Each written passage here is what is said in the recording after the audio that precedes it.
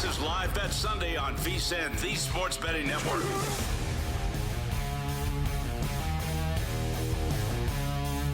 Back here on Live Bet Sunday. I'm Scott Seidenberg. Hit me up on Twitter at ScottsOnAir, ScottsOnAir. Hit us up on the network here at VSiN at VSiN Live as we take you through the remainder of your live betting sports Sunday. There's just one NBA game in progress. It is the Rockets at the Suns. Second quarter action from Phoenix, and it is all Houston. They were 2.5-point favorites to start the game, and they have dominated this game so far, 60-42.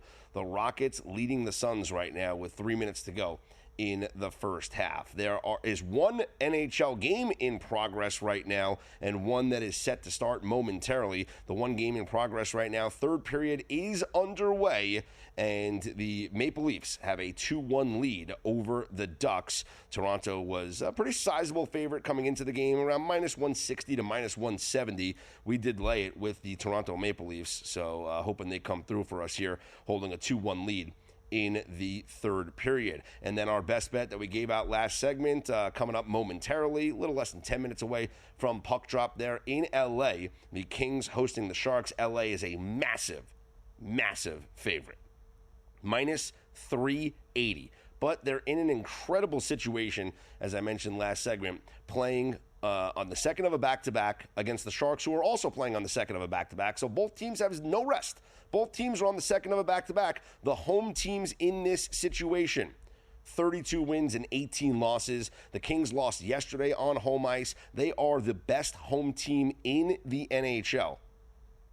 And their goaltending has just been incredible on home ice. Their defense has been incredible on home ice. I know it's not the starter and Darcy Kemper in net, but it is the backup in David Riddick, who has just tremendous home numbers as well. And let's see, the last time the Kings lost back-to-back home games, and I have to specify this because there has been situations where they lost a game at home and then they went on the road and then they lost a game at home again. I'm not counting that. What I am counting is that this season, when the LA Kings have had consecutive home games, so games at home without then going on the road, they have never lost consecutive home games this season. Undefeated. Well, not undefeated. I mean, they just haven't lost consecutive home games. Let's go back early in the season. They lost a game. That was the second of a second game, so it didn't count. Let's see. They lost a game on Thursday, November 7th at home against Vancouver. Followed it up on that Saturday with a win against Columbus, 5-2 at home. On November 20th, they lost a game to Buffalo at home, 1-0 on a Wednesday. On Saturday that week, they bounced back with a win, 2-1. Then on home ice, let's see. They lost to Pittsburgh 5-1 on a Monday, and then on Wednesday bounced back with a 2-1 win. And then they lost at home on Saturday. Well, that was before the break, before the Four Nations break, so I'm not counting that but anyway, they won their next game coming out of that break. And then let's see. That's it. Only other times they lost like the first side of a leg of a home stand. They have not lost consecutive home games the entire season.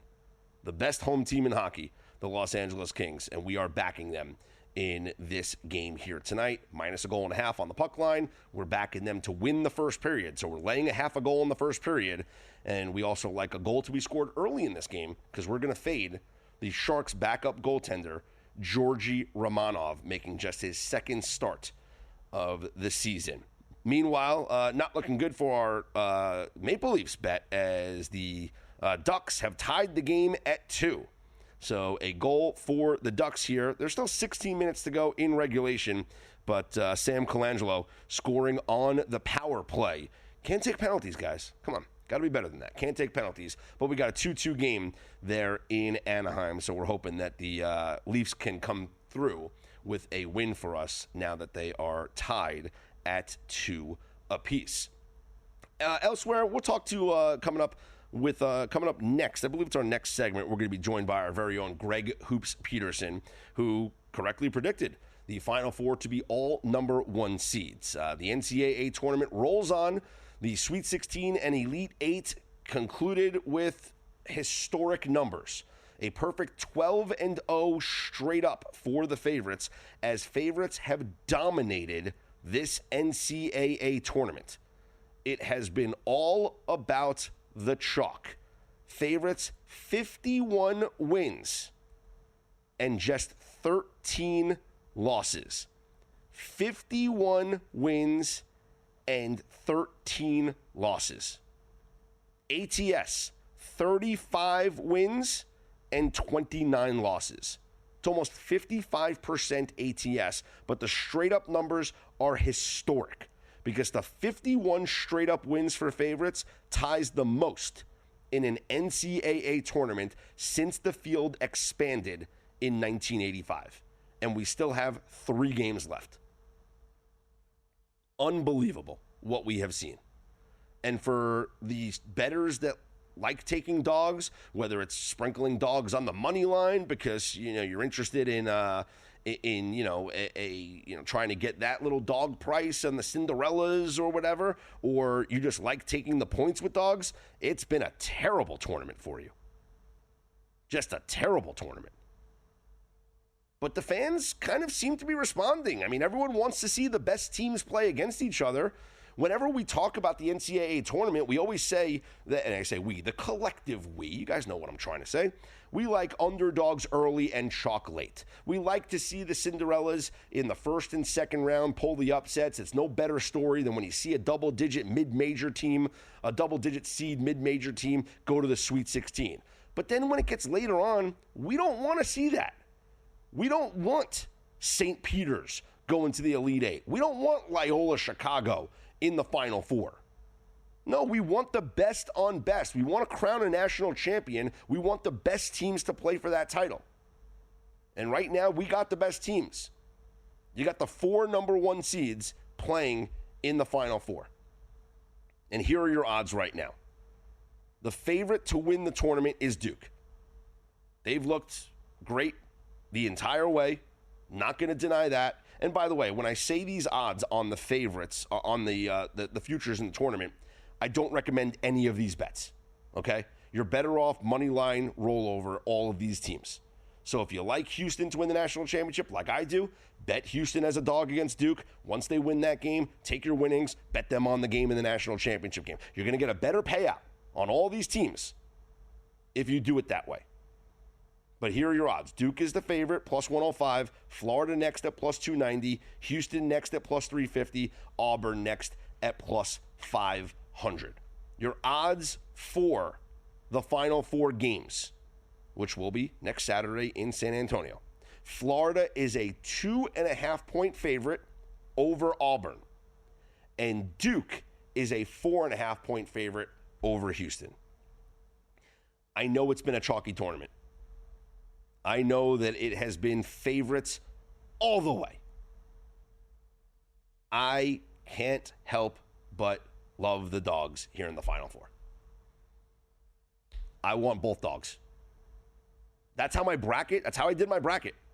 My bracket was Houston over Auburn in the national championship game. I'm sticking with my bracket. I like Houston and Auburn to win these games. Duke has been incredible. Yes. They've never seen a defense this year like Houston. And I get it. Houston really hasn't seen a team like Duke. So we want to sit here and try and say, all right, well, Duke's going to run up against the best defense they ever faced in Houston. And how are they going to adjust? Like, has Houston ever seen a team, like Duke? I mean, Houston played Auburn in the Toyota Center in Houston in an early season game, like a neutral site game, like one of those early season tournaments. And Auburn won 74-69. That was the second game of the season for Houston.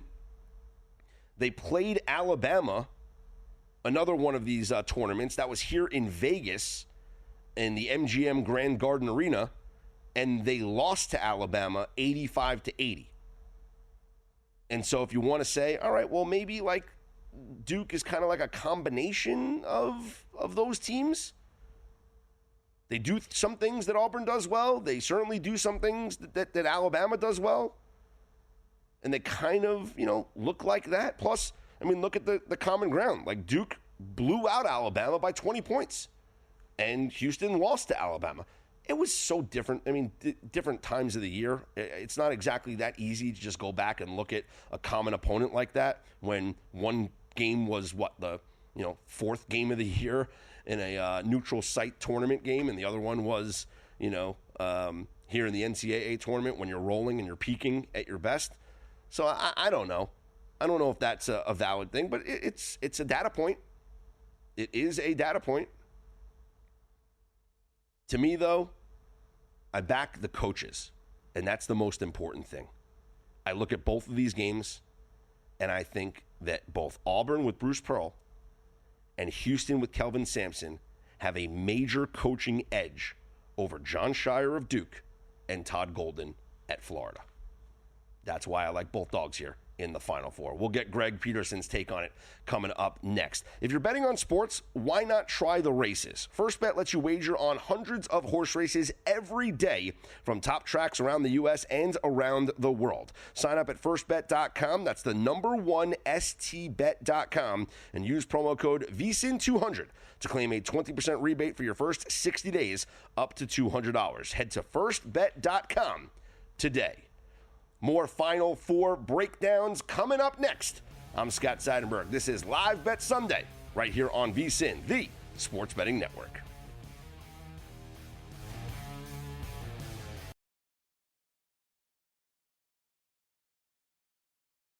This is Live Bet Sunday on VSIN, the Sports Betting Network.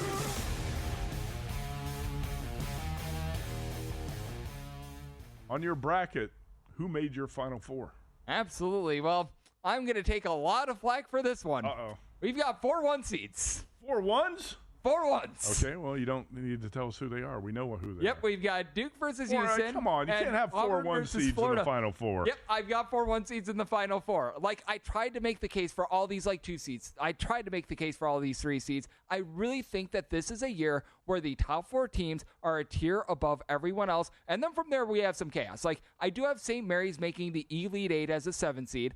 So we did go out on a limb there. We've got multiple double-digit seeds. They're able to make the Sweet 16. Liberty is one of them. UC San Diego is one of them. I think that those are very pesky teams, and I do think that you're going to be seeing a little bit of carnage when it comes to more of that Duke region as well, outside of Duke, obviously. But I look at these top 4 teams. I really do think that they're by far the 4 best in all of college basketball. In any given year, I think that they would be able to coast to a national title, and I do think that in the end, Florida, with the way that they have been playing thus far this season, with the way that they have gotten hot late, they've got rebounding, they've got good offense, they've got good defense, they've got momentum. They're peaking right now. I think that they're the best team in all of college basketball. I can't set them as an underdog against anyone right now. I made them my title winner. There was Greg Hoops Peterson on Betting the Brackets on Selection Sunday right here on VSIN, the Sports Betting Network. And the man they call Hoops joins us now right here on Live Bet Sunday on the Progressive Guest Line. Greg, it's just the second time since the tournament field expanded in 1985 that we have all 4 1 seeds in the Final Four. And you, my friend, predicted it correctly. So kudos to you on that one. So no surprises from you in the Sweet 16 or Elite 8, I would assume. Nope, I will say I expected a little bit of a better effort from Liberty, and I'm glad that they kept that in there because I did not get everything correct. I don't think anyone got absolutely everything correct, and I thought there was going to be a little bit more carnage with the 6 versus 11 matchups, things like that, but I did look at this tournament coming in, and I did feel like these were the top 4 teams in all of college basketball. I did think that there was a pretty big divide between the rest, and that has played out. You look at all the advanced analytics. You take a look at the raw analytics. These are by far the best 4 teams in all of college basketball, and maybe it's not exciting with the Cinderellas, but we are truly getting the best 4 teams in the sport to compete for a national title, and you just don't get that very often in college basketball. I think it'd be a real treat. Yeah, these are the best teams. How surprised are you at just the chalky nature that this tournament has played out? I mean, you mentioned you might have thought that there was going to be some upsets, but we've now had 14 straight favorites win games here in the tournament.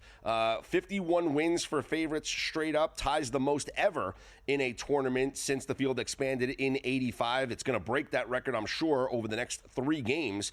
And just the idea that in the Sweet 16 and the Elite 8, 12-0, a perfect 12-0 for the favorites, Greg.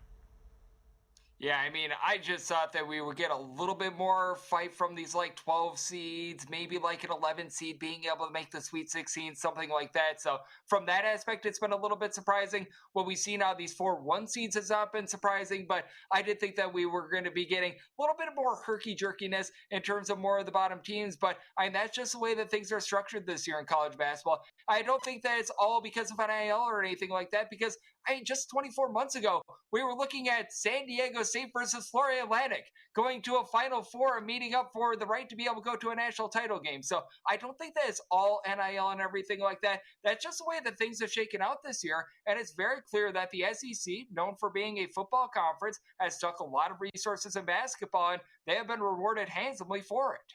So let's talk about the SEC teams as our first game coming up on Saturday in the Final Four is an all-SEC matchup. Florida against Auburn with the Gators, Greg, a 2.5-point favorite. Quite the departure from the line we saw at Neville Arena when these two teams met in the regular season. And what I find to be very jarring about this line is actually the total, because the first time these two teams met, that total was hovering in the neighborhood of 155.5, 156. Now you've got a game where everything is on the line. You're going to be playing at the Alamo Dome that, as we know, year in and year out, they host a college football bowl game, and we're seeing a total between 160.5 to 161. That's where my attention went to first. I do like this total under, especially with the way that Auburn has been playing defense recently. 70 points or fewer allowed in each of their last 6 games, but I too made my line at 2.5. So I'm right now going to be waiting to see if we get a little bit of line movement here. It really hasn't shifted too much, but as we know, a lot of the money it comes in the day before the game. If I could get a 3+, I'd be feeling good about taking the points with Auburn. If we could get this down to a 2 or less, going to be willing to lay with Florida. So I've yet to do anything with the side because this is exactly where I made it. So I think that the bookmakers made a tremendous line there, but I just look at that total at north of a 160 just for the magnitude of this game. It feels too high to me. What do both teams have to do in order to win that game? I think the biggest thing is going to be the battle on the glass. G&I Broom absolutely cleaned up today against Michigan State. He had a double-double first half. And for Florida, they're like Noah's Ark. They've got 2 of everything. Micah Henglog then being able to burn his red shirt has allowed this team to have a little bit more size down low. Thomas Howe and Alex Condon, these guys do a really nice job of being able to pop it from 3. And oh, by the way, with Walter Clayton, he can hit a shot from anywhere. But Auburn, they've got 4 different guards themselves that give you between 11 and 12.5 points per contest, all shoot at least 37.5% from 3-point range. But I just can't unsee what happened the first time around when these two teams met. Florida going on the road, completely punking Auburn while they were dealing with an injury to a guard or 2 in that game as well. So I do have to give Florida the advantage here. I just think that they find a way to get the job done in a close game. Talking to our very own Greg Hoops Peterson, joining us on the Progressive Guest Line. I'm Scott Seidenberg. It's Live Bet Sunday here on VSiN, the Sports Betting Network, taking a early preview now of the Final Four coming up next weekend. Our second game is between Houston and Duke, Greg, with Duke a 4.5-point favorite, total around 136.5. What's your early feels on this game? I really wanted to take Houston on the money line, and initially I thought that I was going to set Houston as a favorite. But then I realized, even though the game is in the great state of Texas, oh yeah, Duke fans are going to be buying up these tickets like hotcakes. So that did cause me to shift a little bit off of that. And initially, this is just a Duke team that, with regards to taking the money line, I just don't think that I want to go in front of that bulldozer. I am willing to take the 4.5, though. I think that out of the 3 teams not named Duke remaining, I think that Houston causes the biggest matchup issues because they are going to slow the game down. They are such a tough team. they are a team that is going to be playing in their home state as well. And this is just such a well-coached team. I take a look at these 4 teams in the Final Four, and I'll put Calvin Sampson as best coach. I'm very willing to say that. He's done an incredible job with this Houston program. Now, they are going to have some tough times with regards to Stuttgart's size. Like, everyone in that starting lineup is 6'5" or taller, so it's very hard to be able to guard the perimeter against them. And then Cooper Flagg is just a unicorn that's able to do a little bit of everything. But I do think that with the way that Houston plays, and the one knock that I do have on Duke, they haven't found themselves in a lot of close games. Even that game that they did not cover against Arizona, they were up by double figures for much of the game before Arizona made a nice charge late. So it's not like they've been in a lot of pressure-packed spots, while Houston, playing against those teams like Alabama, playing against Auburn that they did in the non-conference, playing in a lot of those wars that they did in the Big 12, I think that has them built a little bit more for a spot like this. So I did take the points here with Houston, and I do like this spot for them. Do you think that this line gets higher? We know that Duke is the public of the public teams, right? So it's at 4.5 now. We know the public waits till later on to bet. Sharps might be attacking early, but the public's going to get in later. Do you think that we see more, public bets, money coming in on Duke, and this line getting a little bit higher, or maybe the Sharps will counteract that, and once they see any movement, they'll just buy it back down? Where do you see the line moving over the course of the week, Greg? I don't think that this is going to get much lower than a 4.5. So if you do like Houston, I don't think that this is a time to really buy in. I think that this could get back to 5. And as a matter of fact, we saw on the very early opening numbers, there were a few 5s. I think there was one straight 5.5 out there as well. I think that this is going to be much like what you see during the Super Bowl, where in the Super Bowl, if you've got a line that's hovering between 1.5 and 2, right when it takes to 2, it gets bought back down to 1.5. Right when it gets to 1.5, it gets bought back to 2. So I do think that if you like Houston, try to be able to wait it out for a 5 to 5.5. I don't think that this really gets past that 5 to 5.5 mark, but I would say that if you do like Houston, like it sounds like both of us do, I would say that you have a bit of patience in terms of waiting, and I do think that you're probably going to get an opportunity at a 5 if you're lucky at 5. All right, Greg, we got 30 seconds. Your national championship prediction. Go ahead. Well, we went with on my bracket, Florida versus Houston. We're going to hope and pray that happens, but I just can't go against Duke right now with the way that they have looked. They've run through the tournament. I do think that ultimately, if I had to redo it, I would be taking Duke right now. They've just been that impressive. There he is. Greg Hoops Peterson. Catch him throughout the week here on VSiN as we lead into the Final Four next weekend. Great stuff, Greg. Thanks again. Always appreciate it, Scott. Thank you. Hey, we talked about the spread moving in that Duke game, and if you want to know where the money is really going, well, our betting splits come straight from Circa and DraftKings Sportsbooks. It gives you the insight into where the sharp action is landing. Circa is known for taking big bets from pro bettors. DraftKings, a more broader market perspective, so you're getting the real action. See the percentage of bets versus percentage of handle for every game across every major sport. You can get these exclusive betting splits for as little as $9.99 for your first month at vsin.com/subscribe. This is Live Bet Sunday on VSiN, the Sports Betting Network. Back here on Live Bet Sunday, I'm Scott Seidenberg on VSiN, the Sports Betting Network. My thanks to Greg Hoops Peterson, who joined me last segment as we previewed the Final Four. Again, catch Greg all across the network here on VSiN, as I'm sure he'll be providing his insights all week long as we build up to the Final Four coming on Saturday. And yeah, I'm with him. Houston is my team. They're my national championship team. So I'm going to take the points with Houston. But like I talked about with Greg towards the end of the segment, I think you wait. I think you wait. Right now, Duke is a 4.5-point favorite. Duke is the public of all public teams. This line is going to move. And maybe it's a situation where the number moves, but it doesn't move for long because, the sharps out there, the pro bettors that are going to be on Houston, they might look to pounce. So as soon as this goes from 4.5 to 5, they could jump in and bet the 5s, and then the line goes back down to -4.5. That could happen. But this line isn't just going to stay at -4.5 all week. It will move. It will get to -5. I don't know if it'll be higher, but it will get to -5. So, if you like Houston like I do, I think we wait. And that's what I'm going to do. And as soon as I get a better number on Houston, I'm going to take the points with Houston. Plus 4.5 is right now, but I would go certainly wait because you might get a +5. You might even get higher. Who knows? To see where this goes. Meanwhile, an interesting situation. I'm watching this game right now. Our best bet was on the LA Kings at -1.5. We also bet the goal in the first 10, which cashed. So we already got that cash on the goal in the first 10. The Kings are up 1-0 over the Sharks. So goal in the first 10 did cash. But we also bet the Kings to win the first period, -0.5 goal in the first period. Well, here's the interesting situation. The Sharks had a power play. The Kings took a penalty.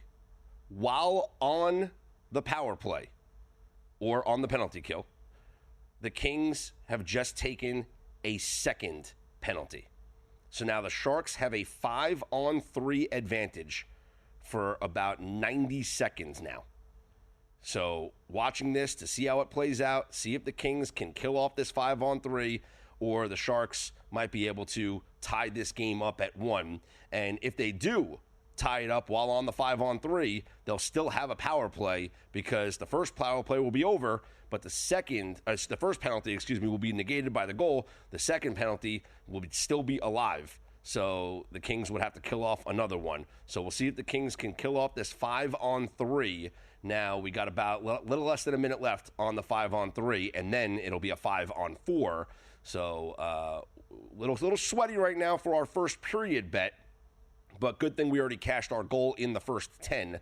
So now, we have the -1.5 for the game. Still got a long ways to go. It's only the first period, and we'll see what happens there. But would love to cash the first period bet as there's about a little over 6 minutes left in the first period. Kings holding on to a 1-0 lead, but trying to kill off a 2-man advantage, a 5-on-3 for the Sharks that will, if the Kings are able to kill this off, will then just turn into a regular 5-on-4 power play that the Kings will have to fight off as well. So sweaty moments here, and even if San Jose does get a goal, there's still plenty of time left in the first period for the Kings to bounce back and take a 1-goal lead into the intermission or more. You never know. But we're going to sweat this out together. Right now, there's 10 seconds left on the 2-man advantage or on the power play. So the Kings have done a tremendous job here of killing this off. Let's see if they can get through this power play now. And that would be huge. And also what we see a lot of times is when these teams kill off these penalties, you get a little bit of a boost. The players are fatigued for the opposing team. You get your scorers back on the ice who have been sitting for about 2 minutes, so they're fresh. And we see these teams jump out and sometimes score a goal quickly after killing off a penalty. We'll see if the Kings can get a boost here as they do kill off the power play and still lead 1-0 with about 6 minutes left in the first period. Meanwhile, under 2 minutes left, 90 seconds left in Anaheim. Toronto leads the Ducks 3-2. And there will be an empty net opportunity coming up here shortly as the Ducks will pull the goaltender and the Maple Leafs will have an opportunity at that empty net. We have Toronto just on the money line, so we don't worry about them scoring the empty net goal, but obviously we want the cushion here. We don't want to face a situation here that we're in a loss. Meanwhile, the Sharks have just taken a penalty. So how about that? The Kings kill off a 5-on-3, and the Sharks are unable to get a goal, and then the Sharks have now committed a penalty, so the Kings will go to the power play. The only goal scored so far in this first period that cashed our goal in the first 10, the Kings did score on an early power play. So the Kings will be going to the man advantage once again here with, let's see, a little over 6 minutes left. See if they can cash in on their second power play opportunity and get another goal, take a 2-goal lead, which would go a long way here towards our cashing of -0.5 goal to win the first period. Timeout on the ice in Anaheim as the Leafs with a 3-2 lead over the Ducks. Ducks call a timeout. They pulled the goaltender, hitting the reset button, so trying to draw up a play here off of a faceoff, and we'll see if the Maple Leafs can either get the empty netter, which would cash if anybody has the -1.5 goals. That would be a huge cash for them, but we just want them to not allow a goal here. If they score the empty netter, that would be fantastic. Go a long way into helping us cash this money line bet on the Maple Leafs. Live odds, if you were so intrigued to take a look at the live markets here, the Kings are a massive favorite. You can bet them at -2.5 goals at minus 120. Total is still at 5.5, though, and it's minus 110 to the over. And, while I don't like, I do lean towards the over because I think the Kings are going to get at least 4 goals in this game. I really do like that. They've already have one. They're here on the power play. They can easily score another one here on the power play. If not, still got plenty of game left. I do see the Kings scoring 4 goals. I would have bet they're over 3.5. I just didn't want to lay the big juicy price on that. But I think we get 4 goals here from the Kings at least. And if the Sharks can just contribute, 1 or 2, we could find ourselves into an over. So that is my lean here on the over. Obviously, you get a little reduced price here at 5.5, minus 110 to the over, minus 120 to the under. Could be a situation maybe after the first period you could play a live over 4.5. That would be intriguing because I think the Kings are certainly going to continue scoring in this game. But don't know about the Sharks, though, because Riddick seems to be on his game. The Sharks are just outskating them. I mean, that 5-on-3 kill was huge for L.A. We mentioned it before the game. The reason why we loved the Kings in this spot was because of how good they are on home ice and how good they are playing, I don't want to say with desperation, not desperation, but they're coming off of a loss. They're coming off of a home loss. This is a team that doesn't lose games at home. They're the best home team in the NHL, and their goaltenders have incredible numbers on home ice, and they have never lost back-to-back home games this year. And I say that meaning games where they've played consecutive home games back-to-back, not where they've played a home game, they've then gone on the road, and then returned home. That's happened. They lost a game, they go out on the road, they lose another. They lose a game when they come back home.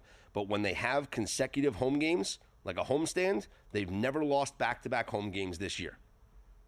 And every time they lost the first game, they have won the second game. And it is a final now in Anaheim. The Maple Leafs have defeated the Ducks 3-2.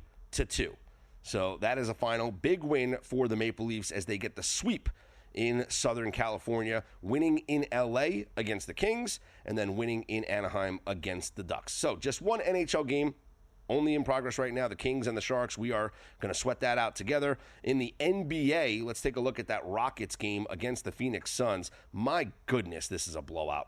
The Houston Rockets lead 92-58 over the Phoenix Suns. And there is a goal for the LA Kings. 2-0 for the Kings. Adrian Kempe looks like he got the goal there. So congratulations, LA Kings have just taken a 2-0 lead over the San Jose Sharks. Your live total now off the board, but it looks like it'll be re-released at 6.5. Yep, it is open right now. Live total over 6.5. If it goes down to 5.5, I would buy in on 5.5 because I like it to go over 5.5. 6.5 is a little high. But like I said, I do think we get at least 4 goals here from the Kings. Scoring a second goal here in the first period is just great. And I do think they will continue to pepper this backup to the backup goaltender here for the San Jose Sharks in Georgi Romanov, making just his second start of the season here. And already hasn't won a game in those 2 starts and allowed 3 goals and 4 goals. So 2 goals, in a relief outing, and then 3 goals in his lone start of the season for the Sharks. 2-0 Kings, as it is Adrian Kempe with his 30th goal of the year, so cash that if you had Kempe, anytime goal scorer, as the Kings take a 2-0 lead. And once again, the Rockets blowing out the Suns 94-60. Phoenix, dead team walking. I'm Scott Seidenberg, always on Twitter at Scott's On Air. We'll keep things rolling. Coming up next, right here on Live Bet Sunday on VSiN, the Sports Betting Network.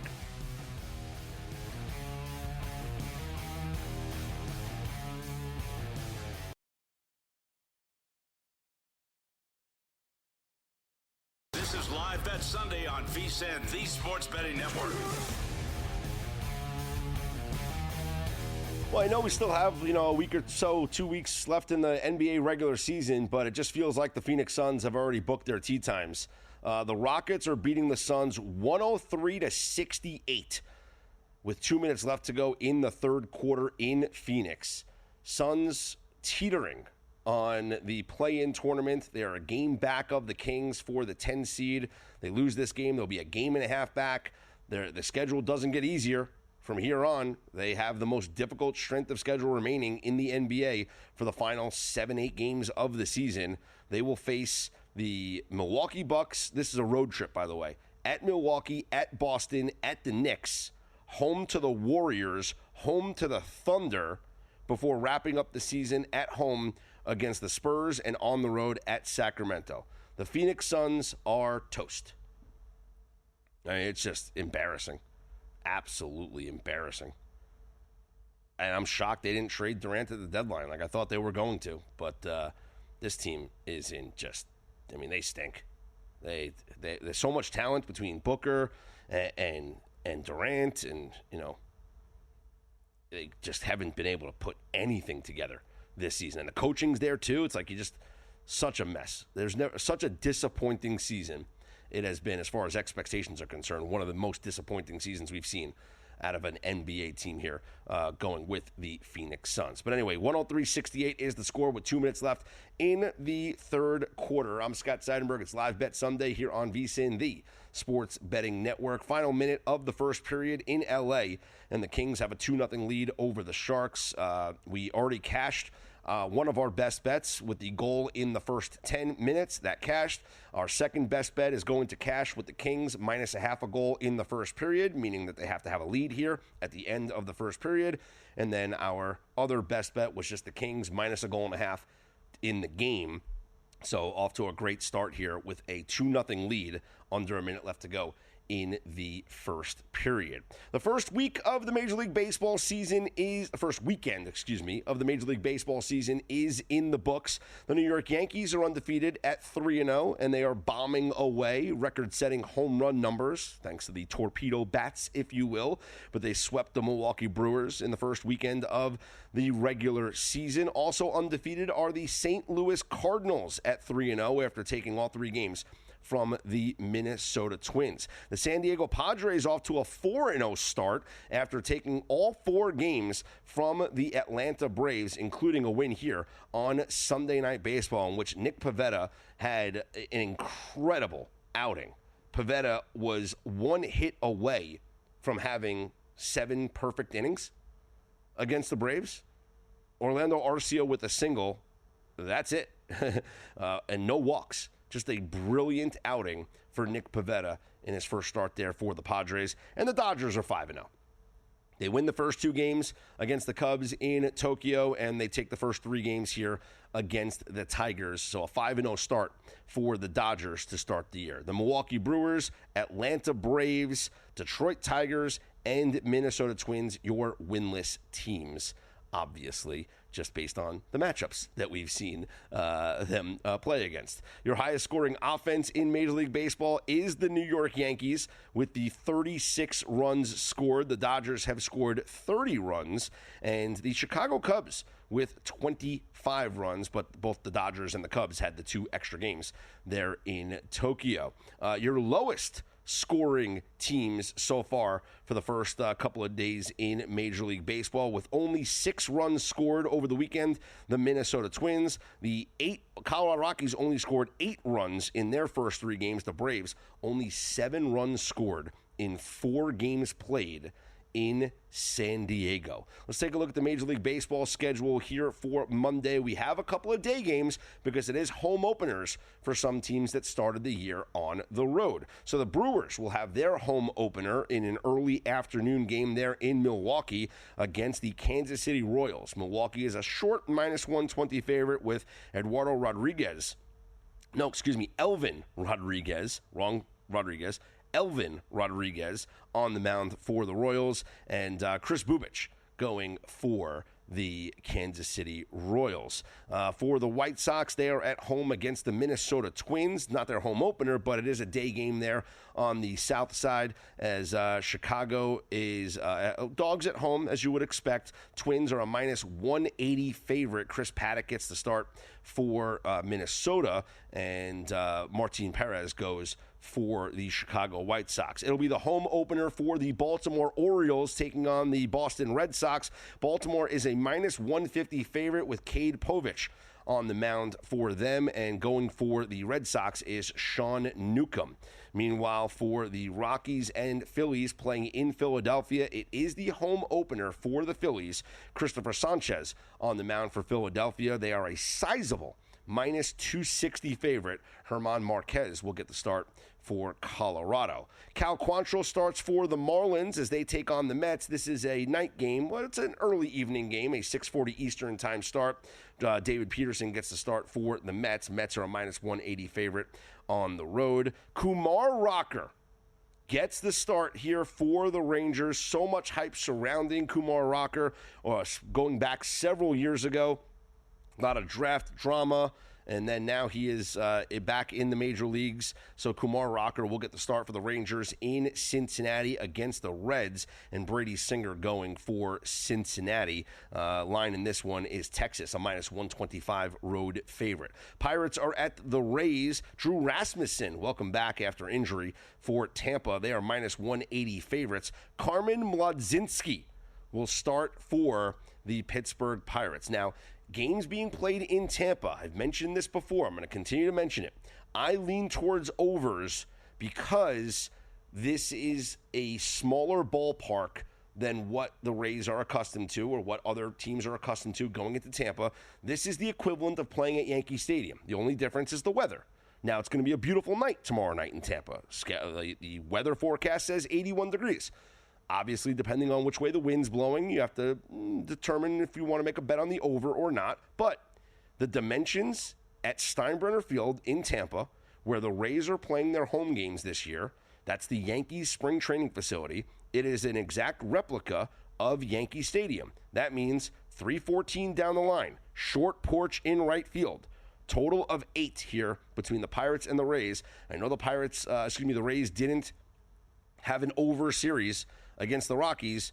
A lot of it could have been, the aces on the mound for both of these teams, and a lot of it could have just been poor hitting from the Rockies and the Rays. But as we go through the second series of the season now, it's not the aces on the mound anymore. Now we're into the 4th pitcher and the 5th pitcher.